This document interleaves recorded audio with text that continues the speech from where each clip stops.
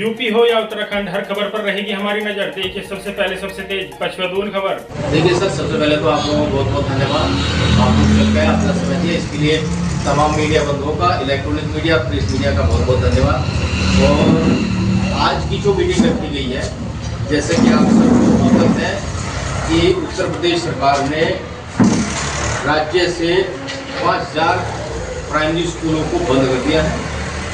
इसके सिलसिले में ये प्रेस वार्ता रखी गई है आज की, और हमें इसकी सही तरीके से कोई जानकारी नहीं हो पाई है कि किन कारणों से ये सरकारी स्कूलों को बंद किया जा रहा है, किन कारणों से ये बच्चों के भविष्य के साथ खिलवाड़ किया जा रहा है। मेरा जनता दल संगठन का आप मीडिया कर्मियों के माध्यम से आदरणीय डीएम साहब से, आदरणीय शिक्षा विभाग से, कमिश्नर साहब से, मंडल आयुक्त से और जिले के तमाम मंत्रियों से और उत्तर प्रदेश के माननीय मुख्यमंत्री श्री योगी आदित्यनाथ जी से सिर्फ एक ही सवाल है कि इन स्कूलों को बंद करने के पीछे का पब्लिक को कारण बताइए। क्योंकि सरकार ने, उत्तर प्रदेश सरकार ने अब से पहले भी जो प्राइमरी स्कूल है उनमें हेडमास्टरों की जो वैकेंसी थी वो खत्म कर दी गई थी। उसका कारण आज तक नहीं पता लगा। कितने शिक्षकों को बेरोजगार कर दिया गया, इसके बारे में कोई नहीं बताया गया। और हम जब गांव के गांव जाकर के ये पूछने का प्रयास करते हैं, अधिकतर मैक्सिमम अभिभावक गणों को, शिक्षकों को इस बारे में कोई जानकारी नहीं है कि किन कारणों से इन स्कूलों को बंद किया जा रहा है या इसके पीछे सरकार का उद्देश्य क्या है। तो यही जानने के लिए हमने बेसिक शिक्षा विभाग को 30 तारीख को हमने चिट्ठी लिख करके ये जानने का प्रयास किया कि हमें बताइए कि इन स्कूलों को बंद करने का कारण क्या है। ये चिट्ठी मेरे हाथ में है, आप देख सकते हैं।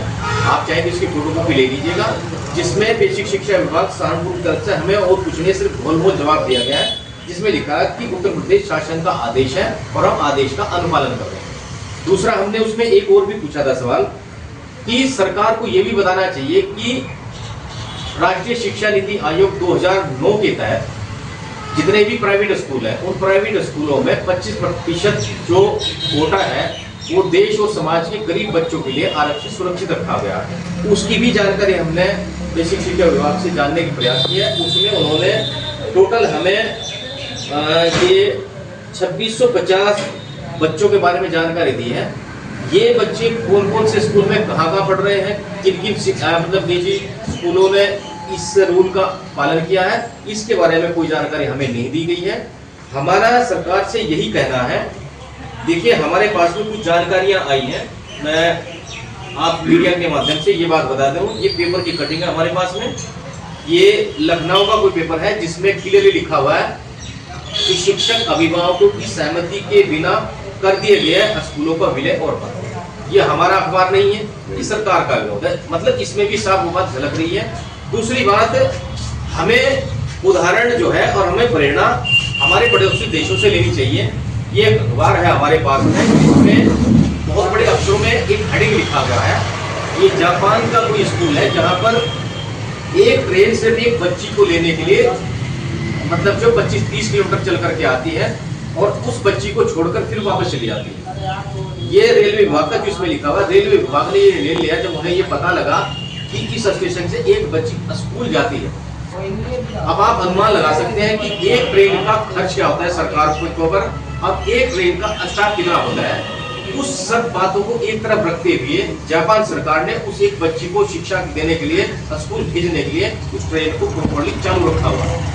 हमारा सरकार से यही कहना है कि यदि सरकार स्कूल बंद करती है या बिना कारण बताए उन बच्चों को शिक्षा से वंचित कर देती है, हमारा सरकार से यही कहना है कि यदि एक भी बच्चा गांव से शिक्षा से वंचित रह जाएगा तो उसकी आने वाली पीढ़ी को खत्म होगी, समझे, उसका भविष्य तो अंधकार में हो गया। सरकार से और देश की जितने भी संगठन हैं, जितने भी राजनीतिक पार्टी हैं, आप मीडिया के माध्यम से सभी से ये गुजारिश है कि इस फैसले के विरुद्ध जाकर के सरकार से इस पर त्वरित वापस लेने की कार्रवाई करें। और इसी के विषय में ये आज प्रेस वार्ता रखी गई थी, ताकि ये जो बच्चे के भविष्य से खिलवाड़ किया जा रहा है इसके बारे में सरकार समाधान निकाल सके। आपका संगठन क्या रहा है, क्या कर लिया आपने?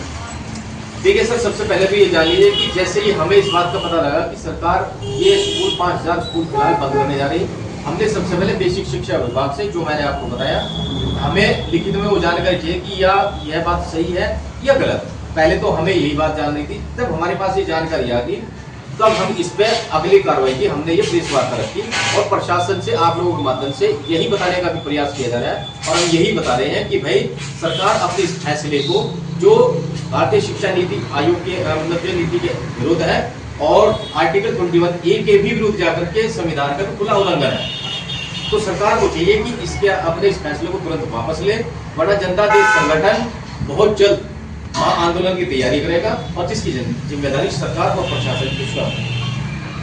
ठीक।